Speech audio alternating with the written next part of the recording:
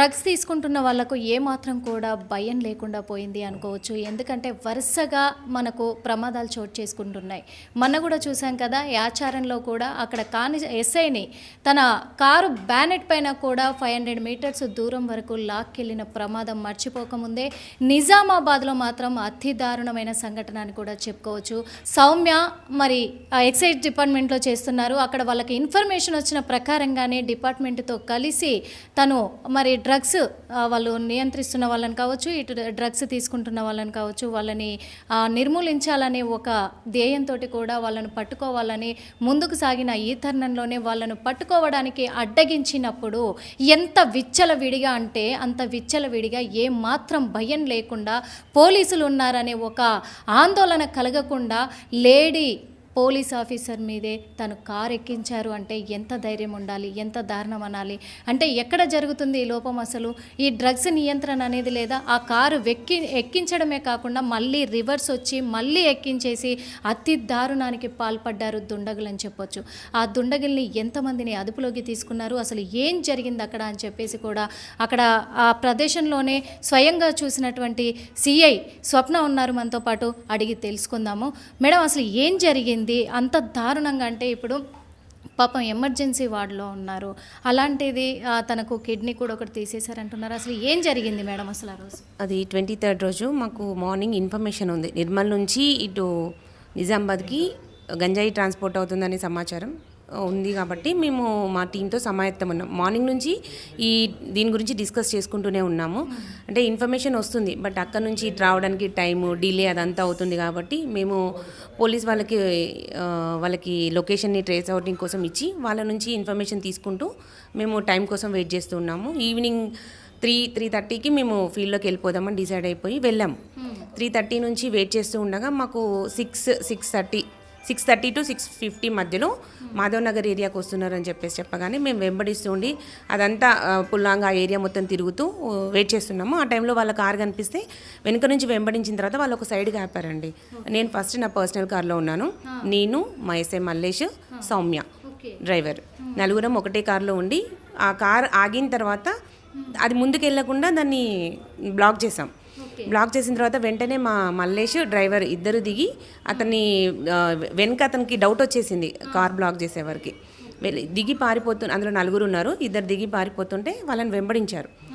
సౌమ్య దిగింది, కార్ ఆగింది కదా అని చెప్పేసి సౌమ్య దిగి కార్లో చూస్తుంటే ఆ కార్లో అతను ఆఫ్ చేశాడని అనుకుంది ఇంజన్, బట్ అతను ఆపలేదు. అతను వెంటనే స్టార్ట్ చేసేవరకు సైడ్కి ఉన్నది కొంచెం ముందుకెళ్ళింది, ఆగుతుంది అనుకొని చెప్పేసి వెంటనే కరెక్ట్గా హిప్ ప్లేస్లో డైరెక్ట్ గుద్దాడు. తను పడిపోయిన తర్వాత వెంటనే కారు హిప్ ప్లేస్కి వెళ్ళి మళ్ళీ బ్యాక్ రావడం వల్ల ఇన్నర్గా బాగా ఇంజూరీ అవ్వడం జరిగింది. అంటే ఈ డ్రగ్స్ కేసెస్ అనేటివి చాలా వరకు చూస్తున్నాం మేడం. ఇప్పుడు ఇక్కడ మరి దారుణమైన సంఘటన, పోలీసుల మీదే ఇలా చేయడం అనేది కూడా చాలా దారుణం అనుకోవచ్చు. కానీ ఇలాంటి కేసెస్ వస్తున్నాయి, దీనికి నిర్మూలన ఏంటంటే? గంజాయి మత్తులో అంటే మేము ఇప్పుడు ఉన్న ప్రజెంట్లో అతను కూడా గంజాయి అడిక్టెడ్. అంటే కంప్లీట్గా ఒక 2 అవర్స్కి అతను గంజాయి తాగకపోతే విపరీత ప్రవర్తన ఉంది అతనిలో. అప్పుడే మేము అతను గంజాయి అడిక్టెడ్ అని నిర్ధారించుకున్నాము. ఇది చాలా అన్ఫార్చునేట్, ఎందుకంటే విధి నిర్వహణలో అంత డేరింగ్గా వెళ్ళడం అనేది మా విధి నిర్వహణలో భాగము. ఇలాంటి ఇన్సిడెంట్ అవుతుందని ఎవరు ఎక్స్పెక్ట్ చేయలేదు. ఓకే, అది అంటే ఆ యాక్సిడెంట్ జరిగిన తర్వాత వెంటనే అక్కడ ఏదైనా పక్కన ఆసుపత్రికి తీసుకెళ్లారా, లేకుంటే ఇక్కడికి తీసుకొచ్చారా? లేదండి, విత్ ఇన్ 10 minutes అమ్మాయికి హెమరేజ్ షాక్ వచ్చింది. అంటే సడన్గా గుద్దేవరకు చిన్న అమ్మాయి 24 years అన్మ్యారీడ్ కూడా ఒకటేసారి తనని షాక్లోకి వెళ్ళిపోయింది. వెళ్ళగానే బ్రీత్ ఆపేసింది. నేను సిపిఆర్ చేశాను, పక్కనే నేను ఉన్నాను కాబట్టి సిపిఆర్ చేస్తే వచ్చింది. రాగానే విత్ ఇన్ 10 minutes అంతే, ఇన్సిడెంట్ అయిన 10 minutesకి మేము దగ్గరలో ఉన్న ప్రుడెన్స్ హాస్పిటల్కి రష్ చేసాము. ఎంతమందిని అదుపులోకి తీసుకున్నారు మేడం? ఇంకా ఎంతమంది పరారీలో ఉన్నారు? ఇప్పుడైతే ఇద్దరిని అక్కడే అరెస్ట్ చేశారు, తెల్లారి రిమాండ్ చేయడం జరిగింది అదే రోజు. ఇంకో ఇద్దరి కోసం టీమ్స్ ఏర్పాటు చేశారు. వాళ్ళని ఏమైనా ఎంక్వైరీ చేశారా ఆఫీసర్స్? ఏం చెప్తున్నారు అసలు? అంటే నేనైతే ఇంకా ఫర్దర్గా ఈ అమ్మాయితోనే ఉండిపోవాల్సి వచ్చింది. మా ఆఫీసర్స్ అందరూ ఎంక్వైరీలో ఇన్వెస్టిగేషన్ చేస్తున్నారు. అతను పోలీస్ టీమ్స్ కూడా పనిచేస్తున్నాయండి. అతని మీద ఇంకా హైదరాబాద్లో నిర్మల్ ఏరియాలో కూడా చాలా కేసెస్ ఉన్నాయని అయితే నాకు తెలిసింది. ఈ అటాక్ చేసిన అతను ఈ అటాక్ చేసిన అతని మీద కాకుండా ఎవరైతే ఉన్నారో వాళ్ళ ఇంకా పారిపోయిన వ్యక్తులు ఉన్నారు కదా వాళ్ళ మీద. జనరల్గా ఈ గంజాయి వాళ్ళు ఎట్లా ఉంటారంటే మెయిన్ పర్సన్స్ ఉంటారండి పక్కన, వేరే వాళ్ళని ఎంగేజ్ చేసి పంపిస్తూ ఉంటారు, ట్రాన్స్పోర్ట్ చేస్తూ ఉంటారు. సో మనకి మెయిన్ పర్సన్స్ని పట్టుకోవడం అనేది మోటో కాబట్టి వాళ్ళని కూడా పట్టుకోవడానికి ట్రై చేస్తున్నారు. అంటే వాళ్ళు ఇప్పుడు హైదరాబాద్ నుంచి అక్కడికి వస్తున్నారా లేకపోతే నిజామాబాద్ వాసులేనా మేడం? వాళ్ళు నిర్మల్ వాసులని తెలిసిందండి. నిర్మల్ నుంచి నిజామాబాద్కి గంజాయి సప్లై చేస్తున్నారు, ట్రాన్స్పోర్ట్ టెస్ట్ చేస్తున్నారు. నిజామాబాద్. ఓకే. మీకు ఈ ఇన్ఫర్మేషన్ వచ్చి ఎన్ని రోజులైంది మేడం? నాకైతే బిఫోర్ డే కూడా ఉండే, అంటే ఇన్ఫర్మేషన్ వచ్చిన రోజే ఒక్కొక్కసారి జరగదండి, ఒక్కో రోజు డిలే అవుతుంది, ఒక్కొక్కసారి వారం రోజులు కూడా డిలే అవుతాయి. ఒకటి ఏదైనా ఉంటే దాని మీద కంటిన్యూస్గా పర్సువేషన్ ఉంటే ఇలా కేసులు చేయడం జరుగుతుంది. బిఫోర్ కూడా ఇలాంటి కేసెస్ చాలా చేసాము, 160 కేజెస్ పట్టుకున్నాము, 90 కేజెస్ పట్టుకున్నాము. ఇది అన్ఫార్చునేట్గా జరగడం జరిగింది. అంటే ఇప్పుడు ఇంత పెద్ద ఇన్సిడెంట్ జరిగింది కాబట్టి ఇంకా మీదట డ్రగ్స్ ఇలా సరఫరా చేస్తున్న వాళ్ళ మీద ఎలాంటి యాక్షన్ తీసుకుంటే బాగుంటుంది అనుకుంటున్నారు మేడం? ఎలాంటి చర్యలు చేపట్టబోతున్నారు? ఖచ్చితంగా డ్రగ్స్ అనేది మనకొకరికే కదండి, ప్రపంచంలో ప్రతి ఒక్క పేరెంట్కి ఇది ఒక పెద్ద సమస్య అయిపోయింది. చిన్న చిన్న పిల్లల నుంచి తాగుతున్నారు కాబట్టి డ్రగ్స్ మీద అయితే కఠినంగానే ఉండాలండి. అన్ని డిపార్ట్మెంట్స్ ఈ డ్రగ్స్ ఎరాడికేషన్కి ఖచ్చితంగా తోడ్పాటును అందించాలి. అండ్ ఇప్పుడు ఒక సౌమ్యకి ఇన్సిడెంట్ జరిగింది, ఇట్లాంటి ఎంతమందికి ఇన్సిడెంట్స్ జరుగుతాయి మనం చెప్పలేం కదా. ఇంకొక పేరెంట్స్కి ఇదొక సామాజిక రుగ్మత అండి ఈ డ్రగ్స్ అడిక్షన్ అనేది. అదైతే సరే సౌమ్యకి ఇన్సిడెంట్ జరిగింది బాధ, కానీ ఇంకెవరికి ఫ్యూచర్లో ఇట్లా జరగద్దు. ఈ డ్రగ్ అడిక్షన్ అనేది తగ్గించాలి ఖచ్చితంగా. నేనైతే గవర్నమెంట్ని కానీ మిగతా అందరు ఈ పేరెంట్స్ సమాజంలో ఉన్న వాళ్ళందరికీ ఒకటే రిక్వెస్ట్ చేస్తున్నది ఏంటంటే డ్రగ్స్ అనేది మాత్రం ఖచ్చితంగా ఎరాడికేట్ చేయాలండి. ఈ సామాజిక రుగ్మతను మాత్రం ఖచ్చితంగా పారద్రోలాలని అయితే నేను అనుకుంటున్నాను. అంటే ఆ ఇన్సిడెంట్ జరిగినప్పుడు అదే ప్లేస్లో మీరు స్వయంగా ఉన్నారు. ఆ సిచ్యువేషన్లో సౌమ్యను చూసేసరికి ఎలా అనిపించింది? సౌమ్యను చూసి నేను షాక్కి గురైన మాట వాస్తవం అండి. కాకపోతే ఏం చేయలేని సిచ్యువేషను. అప్పుడున్న కండిషన్లో సిపిఆర్ చేయాలనే ఆలోచన కూడా నాకు ఎట్లా వచ్చిందో నాకు తెలియదండి. వాస్తవంగా నేను కూడా షాక్లోనే ఉండే, ఎందుకంటే నా పక్కనే కూర్చుంది నెక్స్ట్ ఆ మినిట్ వరకు. అసలు అంత ఆ కండిషన్లో ఉండడం అనేది నేను ఊహించుకోలేకపోతున్నా. అసలు నేను ప్రజెంట్ నేను ఒక్కటే ఆలోచిస్తున్నా అండి, సౌమ్య బయటికి రావాలి, సౌమ్య హెల్దీగా రికవర్ అయ్యి రావాలనేదే నాకు ప్రజెంట్. వేరే మైండ్లో ఏం థాట్ కూడా రావట్లేదు అసలుకి. స్పృహ వచ్చింది అని తెలుస్తుంది, మీరు వెళ్ళి చూసారా మేడం? ఏమన్నా మాట్లాడుతున్నారా? ప్రజెంట్ మొత్తం నేనే ఉంటున్నా అండి సౌమ్య దగ్గర. సౌమ్య కాన్షియస్లో ఉంది. సౌమ్య అని పిలిస్తే కళ్ళు తెరిచి గుర్తుపడుతుంది, మూమెంట్ ఉంది బాడీలో. అంటే లివర్ లాసిరేషన్ అయింది కదా కొంచెం, అదొకటి. కిడ్నీ ఫంక్షనింగ్ స్టార్ట్ అయితే తను కోలుకుంటుందని మాకైతే నమ్మకం ఉందండి. డాక్టర్స్ కూడా కంటిన్యూస్ పర్సువేషన్ ఉంది. గవర్నమెంట్ కూడా every minute to minute watch చేస్తుంది. నాకైతే నమ్మకం ఉందండి సౌమ్య వస్తుందని. అది దాని కిడ్నీ ఒకటి తీసేయడం జరిగింది, లివర్ లైట్గా డ్యామేజ్ అయింది, తర్వాత స్ప్లీన్ ఒకటి తీసేయడం జరిగింది, రిబ్స్ ఒకటి ఫ్రాక్చర్ అయింది, కానీ అవి ఆటోమేటిక్గా వస్తుందని చెప్పారు.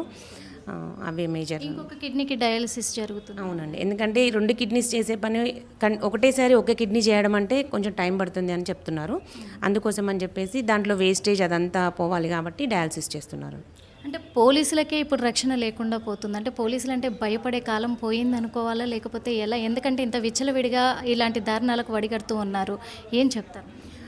పోలీసులైనా మనుషులే కదండి, ఎవరైనా మనుషులే. ఎవరికి ఇలాంటి అసలు డ్రగ్ అడిక్షన్ అనేది ఉండకూడదు అనేది నా అభిప్రాయం అండి. పోలీసులు కూడా చాలా ఇలాంటి ఇన్సిడెంట్స్ జరిగినప్పుడు మాకు ఖచ్చితంగా పోలీస్ సపోర్ట్, నిజామాబాద్లో అయితే ఎస్పెషల్లీ ఎవ్రీ టైం నేను పోలీస్ వాళ్ళకి చేస్తానండి. అంటే ఇలాంటి గంజా ఇన్ఫర్మేషన్ ఉంటే చాలా సపోర్ట్ చేస్తారు వాళ్ళు. సో పోలీసు వాళ్ళే కాదు, ఎవరికి కూడా ఇలాంటి ఇన్సిడెంట్స్ రావద్దండి. నిన్న కూడా బ్యానెట్ మీద ఎక్కించుకొని వెళ్ళారు. ఇలాంటి ఇన్సిడెంట్స్ అనేవి చాలా కలిచివేస్తుంది. కాబట్టి సమాజం ఆలోచించాలి, అంటే ఈ డ్రగ్స్ వల్ల ఎంత ఇంపాక్ట్ ఉంటుంది అనేది. ఇంకా కొన్ని అథారిటీస్ ఇస్తే పోలీసులకు ఏమన్నా నియంత్రించే అవకాశం ఉందంటారా? ఎందుకంటే ఇప్పుడు పోలీసులు అంటేనే భయం లేకుండా ఇలా చేస్తూ ఉన్నారు కదా విచ్చలవిడిగా. అందుకు అథారిటీస్ చాలా చేస్తున్నారండి గవర్నమెంట్ వాళ్ళు. అసలు వాళ్ళ నుంచి నిందించాల్సిన అవసరమే లేదు. ఫస్ట్ సమాజంలో ఈ దుర్వ్యసనాలు అనేవి మానితే సరిపోతుంది. దీంట్లో మిస్టేక్ ఎవరిది ఉండదండి. గవర్నమెంట్ ఎంత చేయాలో అంత చేస్తుంది, కానీ మనలో ఫస్ట్ చేంజ్ రావాలి. ఈ అడిక్షన్స్కి వెళ్ళకూడదు అనేది పేరెంట్స్ బాధ అనేది పిల్లలు అర్థం చేసుకొని వీటికి దూరంగా ఉంటే చాలా వరకు ఉంటాయి. ఫస్ట్ అవేర్నెస్ ఉండాలి. నేనైతే అదే కోరుకుంటున్నాను అండి.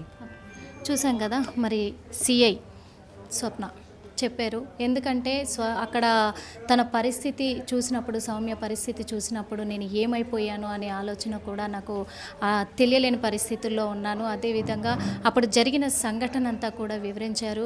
విచ్చలవిడిగా తయారవుతున్నారు కాబట్టి వీళ్ళను కంట్రోల్ చేయాలి ఖచ్చితంగా. ఎందుకంటే అక్కడ నిజామాబాద్ నుంచి నిర్మల్ నుంచి నిజామాబాద్కి డ్రగ్స్ వాళ్ళు సరఫరా చేస్తున్నారని ఇన్ఫర్మేషన్ వస్తే మా డ్యూటీ ప్రకారం మేము చేయడానికి వెళ్ళాము. ఆ బాధ్యత మాది ఉంది కాబట్టి మేము విధి నిర్వహణలోనే ఉన్నాము.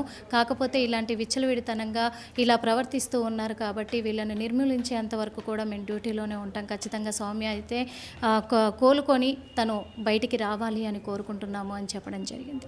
ఎక్సైజ్ డిపార్ట్మెంట్ సౌమ్య బ్రదర్ ఉన్నారు ఇప్పుడు మనతో పాటు, శ్రావణ్. మరి ఎలా ఉంది కండిషను, ఏంటి అడిగి తెలుసుకుందాము. ఇప్పుడు ప్రస్తుతం అయితే ఆ అక్క కండిషన్ ఎలా ఉంది? నిన్నటి దాంతో కంపేర్ చేస్తే రెస్పాండ్ అవుతుంది, మేము మాట్లాడితే వింటుంది, తల ఊపుతుంది, కొంచెం బెటర్ అనుకోవచ్చు. చూస్తుంది కానీ మమ్మల్ని అసలు జస్ట్ ఐస్ ఓపెన్ చేస్తుంది అంతే, చూడ రావట్లేదు తనకి. అంటే డాక్టర్స్ ఏం చెప్తున్నారు, ఎక్కడెక్కడ ఇంజురీస్ అయినాయి? అసలు ఒక కిడ్నీ డ్యామేజ్ అయిపోయింది, కిడ్నీ రిమూవ్ చేసేసారు, రిప్స్ క్రాక్ అయినాయి, అది కూడా సెట్ అవుతుంది అని చెప్తున్నారు. మళ్ళీ స్ప్రెయిన్ డ్యామేజ్ అయిపోయింది ఫుల్గా, మొత్తం ఇంటర్నల్ బ్లీడింగ్ అయింది, అసలు ఎక్స్టర్నల్గా ఏం డ్యామేజ్ కాలేదు. అంటే ఎలా జరుగుతుంది ట్రీట్మెంట్ అంతా కూడా పర్ఫెక్ట్గా జరుగుతుందా? ఎట్లా ఎవరెవరు ఉన్నారు చూసుకోండి? ట్రీట్మెంట్ మాత్రం అసలు ఏం లోటు లేదు, అందరు చూసుకుంటున్నారు. మొత్తం గవర్నమెంట్ సపోర్ట్ ఫుల్గా ఉంది మాకు. డీసీ సార్, ఇక deputy commissioner sir, CA sir, SA sir అందరు మా నిజామాబాద్ నుంచి ఇక్కడి వరకు వచ్చారు, మాతోనే ఉన్నారు వాళ్ళు చూసుకుంటున్నారు. మళ్ళీ నిమ్స్ డైరెక్టర్ గారు కూడా వచ్చారు, ఆయన కూడా చెప్పిండు ఇట్లా బెస్ట్ ట్రీట్మెంట్ కావాలి వీళ్ళకి ఇవి అని. మళ్ళీ మన మినిస్టర్ గారు వచ్చారు, ఎక్సైజ్ మినిస్టర్ వచ్చారు, అందరూ ఒకటే అనుకుంటున్నారు ఇక ఎక్కడికి వెళ్ళి సేఫ్ కావాలి మా అక్కయ్య అని. ట్రీట్మెంట్ బాగుంది. ఎన్ని గంటలకు తెలిసింది మీకు ఇన్సిడెంట్ జరిగిందని? యాక్చువల్గా అప్రాక్స్ 8:30 టైంకి అట్లా తెలిసింది మా ఇంట్లో. అంటే ఫస్ట్ నార్మల్ అనుకున్నారు, ఫోన్ చేసినప్పుడు 7:30 అట్లా అయితే, తర్వాతకి వెళ్ళి సీరియస్ అయిందని వెళ్ళిన తర్వాత తెలిసింది ఆ విషయం. అంటే మామూలుగా అయితే డ్యూటీ టైమింగ్స్కి మించి ఉన్నారు. ఎన్ని గంటలకు ఇంట్లో నుంచి వెళ్ళారు? 9కి వెళ్ళారు, మా అక్క 9కి వెళ్ళింది. ప్రతిసారి 6కి వస్తుంది, కానీ అప్పుడప్పుడు ఇట్లా రైడ్స్ అవుతూ ఉంటాయి, లేట్ అవుతుంది. ఇది ఫస్ట్ టైం ఏం కాదు, చాలాసార్లు వెళ్ళింది రైడ్స్కి, వెళ్ళింది. సేఫ్గానే వచ్చింది. ఇది అసలు అన్ఎక్స్పెక్టెడ్, ఎవరు కూడా ఎక్స్పెక్ట్ చేయలేరు దీన్ని. అంటే మీరు అక్కడే ఉంటారా, నిజామాబాద్లోనే ఉంటారా? ఎట్లా విషయం తెలిసినాక ఎంతసేపటికి వచ్చారు? నేను నిజామాబాద్లో ఉన్నాను, ఇక్కడ దిల్సుఖ్నగర్లో నేను ప్రిపేర్ అవుతున్నాను ఎస్ఐకి. నాకు నైట్ 9-10 అట్లా అయిపోయారు ఇట్లా అయింది అని. నాకు వచ్చే వీళ్ళు నెక్స్ట్ డే మార్నింగ్ 7కి వచ్చినాను, నేను మార్నింగ్ వచ్చిన. ఇంట్లో అమ్మ వాళ్ళ పరిస్థితి విషయం తెలియగానే, ఎందుకంటే పోలీస్ జాబ్ అంటేనే చాలా క్రిటికల్, అది ఒక టాస్క్తో కూడుకున్న జాబ్ అనుకోవాలి. అలాంటిది ఒక ఆడపిల్లగా ఉండి తను ఎక్సైజ్ డిపార్ట్మెంట్లో చేస్తూ ఒక డ్రగ్స్ వాళ్ళని పట్టుకోవడం అంటే, ఆ నిందితుల్ని పట్టుకోవడం అంటే మామూలు విషయం కాదు. తనకు నిజంగా హ్యాట్సప్ చెప్పాలి. అలాంటి విషయంలో అంటే ఒక ప్రౌడ్గా ఫీల్ అవుతూ ఉంటారు అమ్మ వాళ్ళు, అంతకుముందు నా కూతురు పోలీస్ డిపార్ట్మెంట్ అని చెప్పేసి కూడా. ఇలాంటి సంఘటన జరిగేసరికి వాళ్ళు ఏంటి అలా అసలు ఎలా ఫీల్ ఉన్నారు? మెంటల్గా డిస్టర్బ్ అయిపోయింది డాడీ అయితే, అసలు ఫుల్ మైండ్ పనిచేస్తలేదు డాడీకి. కొంచెం ఇంటి దగ్గరనే ఉండు, అందుకే డాడీ లేడు ఇప్పుడు మాతో, ఇంటి దగ్గరనే ఉండు, రిలేటివ్స్ చూసుకుంటున్నారు డాడీని. మమ్మీ అయితే ఇంకా ధైర్యం చెప్తున్నా మమ్మీకి, నేను కానీ సిఎంఎం కానీ సార్ కానీ సిఏ సార్స్ అందరూ హెల్ప్ చేస్తున్నారు, అక్కడనే ఉంటున్నారు, ధైర్యం చెప్తున్నారు మమ్మీకి నాకు చెప్తున్నారు. కానీ సౌమ్య ఏజ్ ఇప్పుడు 24 అనే తెలుస్తూ ఉంది. మరి ఇప్పుడు మీరు యూత్లో ఉన్నారు, ఇలాంటివి నిర్మూలించాలి అని అంటే, లేదా పోలీసులకే రక్షణ లేకుండా పోతుంది అనే ఒక భయాందోళన కూడా కలుగుతుంది ప్రజల్లో. అంటే వాళ్ళు సేఫ్గా ఉండాలి, ఇలాంటివి నియంత్రించాలి అంటే ఏం చెప్తారు ఒక యూత్గా? వెపన్స్ యూజ్ చేయాలి మేము, అంతే. వెపన్స్ ఉంటే అసలు ఆ సిచ్యువేషన్ రాదు. ఒక వెపన్ క్యారీ చేసినా అసలు ప్రాబ్లం రాకపోయేది. వెపన్ చూపిస్తే క్రిమినల్కి అర్థమైపోతుంది దొరికిపోయినాం, ఇంకా వేరే ఆప్షన్ లేదు. ఇప్పుడు పారిపోయినా కూడా కాల్ చేస్తే అయిపోతుంది, అక్కడే దొరికిపోవడం ఎందుకు, కనీసం బతుకుండడం అన్న బెటర్ అని దొరికిపోతారు, లొంగిపోతారు వాళ్ళు. వెపన్స్ క్యారీ చేస్తే బెటర్. అంటే అది పోలీస్ డిపార్ట్మెంట్లో ఎవరున్నా సరే, కానిస్టేబుల్ కానీ హెడ్ కానిస్టేబుల్ కానీ ఎవరైనా సరే, అందరికీ వెపన్స్ వాళ్ళకు అలాట్మెంట్ చేస్తే వాళ్ళు సేఫ్ జోన్లో ఉంటారు అని చెప్తున్నారు. మీరు ఏమవుదామని? నేను ఎస్ఐ అవుదాం అనుకుంటాను, గోల్ అది. మా అక్కనే మోటివేట్ చేసింది నన్ను. ఎస్ఐ అవుదామని ప్రిపేర్ అవుతున్నా, అవుతా. ఇలాంటివన్నీ నిర్మూలించడానికి అవుతా పక్కా. ఎంతమందిని అదుపులోకి తీసుకున్నారు? ఇప్పుడు ఈ సంఘటనలో 5గురు పాల్గొన్నారు అని చెప్తున్నారు. ఎంతమందిని తీసుకున్నారు? 2 తీసుకున్నారు, ఒక 3 మెంబర్స్ పారిపోయారు. అక్క గురించి చెప్పమంటే? మా అక్క గ్రేట్ చెప్పాలంటే, షీఈస్ వెరీ క్లెవర్. ఫస్ట్ అటెంప్ట్లోనే వచ్చింది, అసలు అనుకోలేదు పెద్దది ప్రిపేర్ అవుదాం అనుకుంది, కానీ వచ్చేసింది. ఇక గుడ్ లక్ అనుకొని, మంచి డిపార్ట్మెంట్ ఎక్సైజ్ డిపార్ట్మెంట్ అంటే చేసేసింది. ఇంకా చాలా ప్రౌడ్ నేను. చాలా చాలా క్షేమంగా తను బయటికి రావాలని వస్తుంది, నాకు షూర్గా ఉంది, ఏం ప్రాబ్లం లేదు, వచ్చేస్తుంది. ట్రీట్మెంట్ బాగా అవుతుంది, గవర్నమెంట్ కూడా అండంగా ఉంది మాకు, ఏం ప్రాబ్లం కాదు. ఏం ప్రాబ్లం కాదు ధైర్యంగా ఉన్నారు, అది సంతోషము. చూసాం కదా, ఎందుకంటే అక్క ఎక్సైజ్ డిపార్ట్మెంట్ అంటేనే మాకు గర్వంగా ఉంది. అక్క చాలా గ్రేట్ అనే అనుకుంటున్నాను. అక్కే నన్ను మోటివేషన్ చేసింది కాబట్టి నేను ఎస్ఐ అవుదాం అనుకుంటున్నాను. ఖచ్చితంగా అయి తీరుతాను అని చెప్పేసి శ్రావణ్ కూడా చెప్తున్నాడు.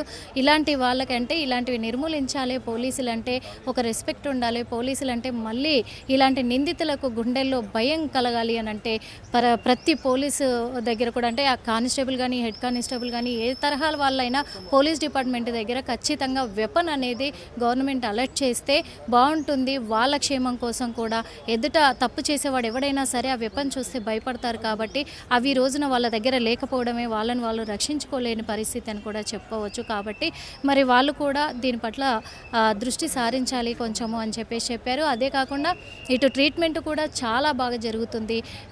పోలీస్ డిపార్ట్మెంట్ అంతా కూడా ఇక్కడే ఉన్నారు, మాతో పాటే ఉన్నారు. ఇక్కడ ట్రీట్మెంట్ మొత్తం కూడా చేయిస్తూ ఉన్నారు. ట్రీట్మెంట్ విషయంలో ఎలాంటి అబ్జెక్షన్ లేదు మాకు. గవర్నమెంట్ కూడా బాగా సహకరిస్తుంది. అందులో మా అక్క బాగా క్షేమంగా తను బయటకు వస్తుంది, మమ్మల్ని చూస్తుంది. నిన్నటికంటే ఈరోజు సౌమ్య ఆరోగ్య పరిస్థితి మాత్రం కొంచెం మెరుగైందనే చెప్పుకోవచ్చు. ఎందుకంటే అలా కళ్ళు తెరుస్తూ ఉంది, మాట్లాడే మాటకు స్పందిస్తూ ఉంది, ఇటు ట్రీట్మెంట్ కూడా తను స్పందిస్తూ ఉంది అని తెలుస్తూ ఉంది. కెమెరామెన్ కోటితో నిర్మల, RTV. చరిత్ర సృష్టించినోడు ఇప్పుడు ఆ చరిత్రని తిరగరాయబోతున్నాడు. అబద్ధాల గోడల్ని బద్దలు కొట్టి నిజాలను రాగా మీ ముందుంచబోతున్నాడు. నిజమైన వార్తల కోసం వెంటనే డౌన్లోడ్ చేసుకోండి రా యాప్ని.